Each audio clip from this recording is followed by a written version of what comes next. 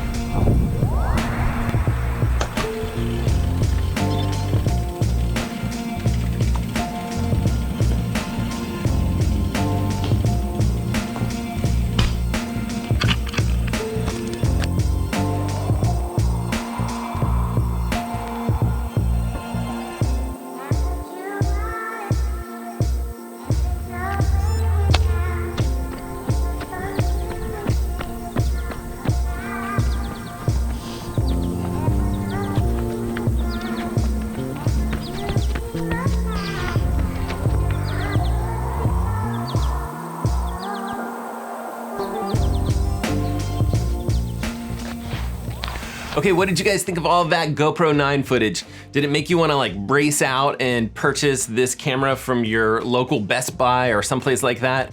Well, quick confession, that wasn't all GoPro 9 footage. I actually mixed in just a little bit of GoPro 7 footage in each of those little clips. One item from the swim, one item from the bike, and one item from the run. And I did it just to kind of trick you. So raise your hand if you notice the difference between that GoPro 9 footage and the GoPro 7 footage. Okay, what do we have here? Couple of hands going up, really? Seriously? I mean, Gertrude, I see you back there. There's no way you could tell the difference between this. You're just messing with me. You're trying to mess up my video here. The point that I'm actually trying to make here is that it's very difficult to actually tell the difference between the GoPro 9 footage, which might be 5K, versus the GoPro 7 footage, which is just a measly 4K, especially when you're probably gonna be watching this on your cell phone. But the edit, the angle of which you take the shot, the lighting, the framing of the shot, those are always gonna be more important than something like the camera specs. I'd say like, give a good videographer a GoPro Hero 3 and let me use all the camera gear in the world and he'll definitely make something, 10 times better than I ever would, just because of his experience and his like general skill set. Okay, with that little rant out of the way, let me actually talk about why this camera is a significant improvement over previous versions of this camera. And let's start with the actual hardware. This device, as you can see, actually has a color front-facing screen. No GoPros in the past have actually had this. GoPro is saying that this display is actually showing something along the lines of 5 frames per second. So it's not like you're getting this buttery smooth footage on the front frame here, but it is nice for kind of framing your shots, just making sure that you have everything in the video that you're actually hoping to see and record. And I actually think that that'll be useful. I don't tend to have a lot of help when I'm actually making these videos, and filming yourself is actually, a lot more difficult than you'd think. So having this front-facing camera, I think is a very welcome addition.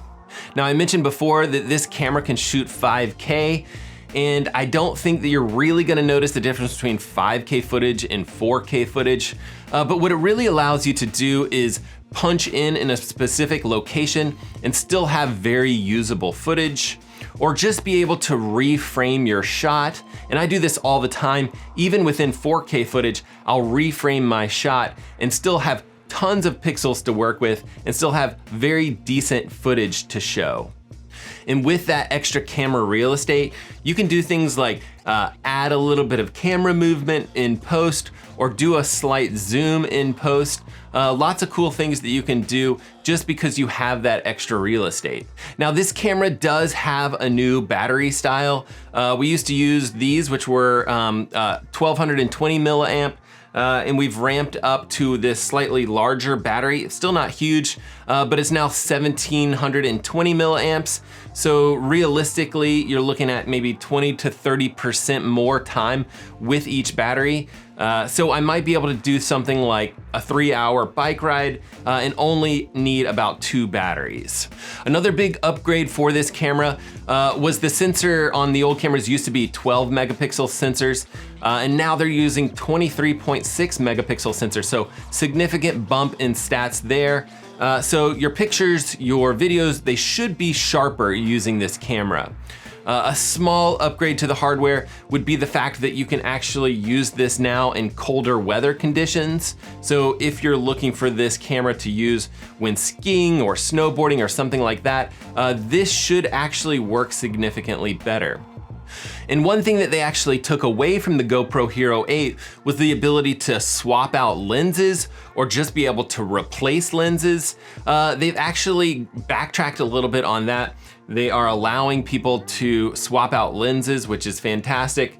In the future, they're actually gonna allow mods for lenses, which means just that you would be able to swap out this lens for something along the lines of a wide lens. They're making something called a max lens mod, but you also might wanna swap it out for a neutral density filter, which is just kind of like sunglasses for the camera on bright sunny days. So a lot of upgrades to the hardware of this particular camera, but what's really cool is they've actually done a lot of work on the software side as well. And one of the biggest changes that they've made is they've actually upgraded their Hypersmooth stabilization, and that just refers to the actual stabilization of the footage, so less shaky footage. And when they have had this in the past, it's been excellent. They've had it since the GoPro Hero 7. They call that the Hypersmooth 1.0. They upgraded this on the GoPro Hero 8, calling it the Hypersmooth 2.0. And I think that that was one of the biggest upgrades, but they've kind of incrementally upgraded that stabilization one more time here. And now they're calling it the Hypersmooth 3.0, creative naming schemes here. But what I've noticed is that it's pretty fantastic, and now it's to the point where you can actually run with this camera, so a lot of bouncing, and it still ends up being somewhat decent and usable footage. So the footage that I'll show now, it is a little bit noisy just because it is something that I was filming while I was kind of running super early in the morning, actually before sunrise. And anytime you kind of do that with a small sensor size, like on an action camera, it is really hard to not have a ton of noise in the footage itself. But check out the stabilization here. It's not bad. It is somewhat usable, and it is something that you'll definitely see me using on this channel in the future. Another cool feature that's new to this camera is what they call HINDSIGHT mode, and that just means that it's kind of constantly recording, but what it does is it doesn't actually save that recording until you actually press the record button, and then you get this either 15 or 30-second buffer of prior to having pressed the button, you'll have that footage. Fantastic for things like trying to bust a skateboard trick, right? You know, like I'm a cool skateboarder and I'm trying to do a kickflip, and I've tried 30 times and I finally nail it. Go back, hit that record button, and that's the only footage that will be saved to the card. So you don't have to kind of surf through 1,000 different tries, seeing all these failed kickflips, making you miserable, making you really feel like you're a horrible skateboarder. You only get the trick that actually worked. The only bad news about that particular feature is that you'll just need to be aware that it's gonna use a bit more battery life. And then the other piece would be that it's only limited to those 30 seconds prior to the recording button. I wish there was kind of an option for a minute or 2 minutes or something like that, just because I feel like some things, maybe not in the skateboard case, but something like surfing or something like that, that you might actually want more than 30 seconds of record time prior to having pressed that record button.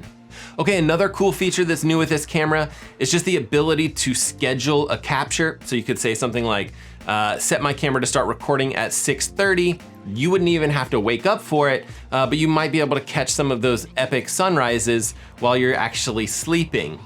Okay, this camera is still waterproof up to 33 feet without needing additional housing.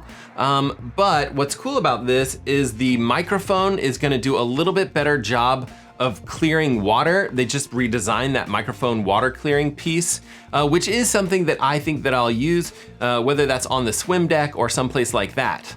And they also have something new called Time Warp 3.0, which is GoPro's kind of hyperlapse feature.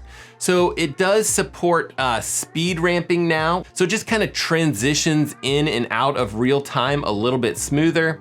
And you can also pause this feature. So you could be doing a time lapse and you can actually pause it, talk to the camera for a little bit, and then kind of ramp back up into that hyperlapse. Another addition to this camera on the software side of things is just to be able to use this camera as a webcam. I know a lot of us are on a lot more Zoom calls, or at least I am on a ton of Zoom calls, and you might prefer this camera just with the additional megapixels, the wider view angles, potentially just a slightly better camera than what's on your computer. So if you're buying this, that might be something to consider.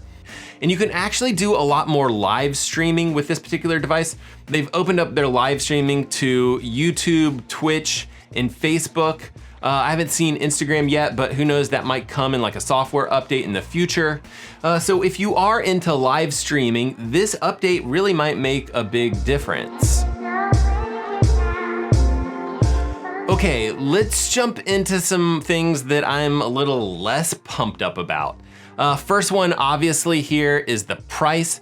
They've actually bumped the price from $400 for their top-of-the-line GoPro to $450. They are offering this $100 off by signing up for GoPro Plus services. Seems like a great deal. I actually did go for it, but reading the fine print, it really feels a bit slimy.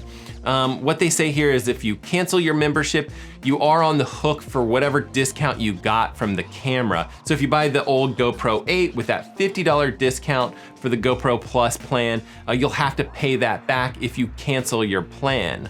I'm not super sure how I feel about that. The plan itself, it offers you some discounts on GoPro.com, not something that I think is super valuable.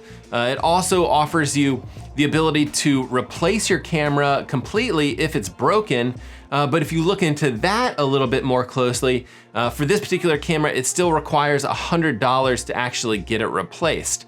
There's just not a lot there of value in this GoPro Plus service.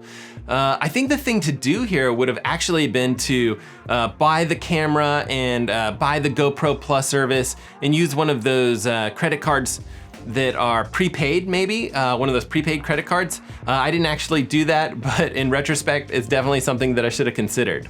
Okay, another thing that I don't love about this camera is the fact that it's bigger and it's heavier. This one is 71 millimeters in width, 55 millimeters in height, and 33.6 millimeters in depth. So you can compare that to the other GoPros, which are 66 millimeters in width, 48 millimeters in height, and only 28 millimeters in depth. So roughly about 7% bigger.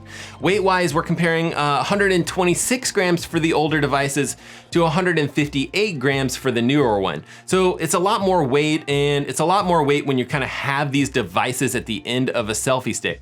It just makes it a little bit harder to kind of keep things steady. But it is a device that still fits in your hand. It's a device that you can kind of throw in your pocket and take anywhere.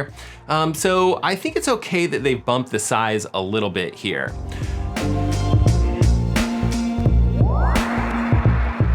And they still have the same basic mounting system that they've been using forever. This is nice because it actually flips out from the camera and doesn't actually require a bit of a case to put on.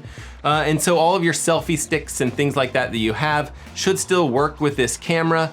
I usually use this to kind of mount to my bike, underneath my bike computer or someplace like that. But what is gonna be different about this camera is just because it is a larger size, it's not gonna work with the underwater housing pieces that I've had in the past. This is designed for that kind of GoPro Hero 7, GoPro Hero 8 size camera. And so it's just not gonna fit in this particular device. So not a huge deal, but it is definitely something for you to consider. And if I had the GoPro Hero 8, that particular device had what they called mods, and a lot of those were very specific to the size of the GoPro Hero 8. So those will not work with your GoPro Hero 9. You'll have to buy specific mods that fit the GoPro Hero 9. And I haven't had this camera all that long, but one of the things that I've noticed right away is that the camera seems a lot slower. For example, if you're recording something and then you press stop record and you want to quickly restart recording, which is something that I actually do quite a bit, this camera seems to need a lot more buffer time in between those recordings. And another obvious annoyance with this new GoPro is just the new style battery, meaning that all of your old GoPro batteries aren't going to be compatible. And I probably have like half a dozen GoPro batteries that aren't gonna work with this new camera.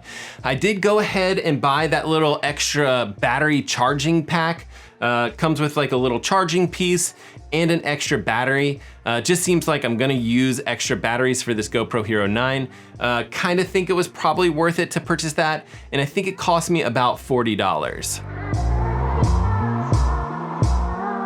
Okay. If you haven't used a GoPro before in the past, you might be a little concerned about the colors, especially if you come kind of from a photography background. The colors from the GoPro tend to be a little oversaturated. They tend to be a little over sharpened. They just seem a little bit crazy at first. And because of that, a lot of people will tend to shoot in kind of this flatter color profile that they provide. And then they can color correct their footage kind of as they see fit in post. And the last annoyance that I want to talk about is just the touchscreen itself. I tried using it in water, right from the pool, and it just flat out did not work. Supposedly GoPro is aware that there is some lack of responsiveness to this particular touchscreen, and they say that they're gonna try to address it in their November firmware update. But right now it's a little unclear if that's gonna help out those of us that are actually trying to use this device when the screen is wet or when this device gets rained on or any of those scenarios like that. So you know how I feel about touchscreens if you've kind of been following this channel in the past. It's definitely something that I wish they had some sort of button options just to be able to cycle through some basic menu options. And if you've seen recent videos on my channel, you'll know that I want as many people to kind of get cameras, start filming, and share their experiences on platforms like this one. But I don't want anyone to feel obligated to need some sort of specific device or gadget or some sort of expensive tool to be able to get started. I want people to start with whatever device they've got on hand. And this new GoPro is great. It's really nice, but do you need it? I don't think that you need necessarily this device. Is it the best camera that GoPro has ever built? Absolutely. I mean, they always do this with their next latest and greatest camera. So if you're in the market for a GoPro camera, then I'd probably recommend that you spring for this new one. But if you already have, a GoPro Hero 6 or a 7 or even this latest one, the 8, prior to this, I do think that you should seriously consider using that device that you already have, maximizing the value of that particular device. And if you feel like there's something that's missing or lacking of that device, that's when I think you should consider this GoPro Hero 9. Those things might be something like extra stabilization that's just not there on your GoPro Hero 7, or a better microphone that's just not there on some of those older devices. Maybe that schedule capturing thing is something that you really need. Or if you're like my son and you're a skateboarder and you want to record all these cool tricks, then some of these features might be really useful for you. Then and only then would I consider kind of like jumping ship or jumping up to something new like this GoPro Hero 9. And these are just my initial thoughts. I'll definitely be using this camera on a ton of upcoming videos. So if you are into swimming, biking, or running, definitely hop on that subscriber bandwagon. I typically post videos about once per week, so just be sure to kind of turn that notification bell to on or all, just so that you don't end up missing any of those videos. And as always, I really do appreciate you guys taking the time to watch this video, and we will see you guys in the next one.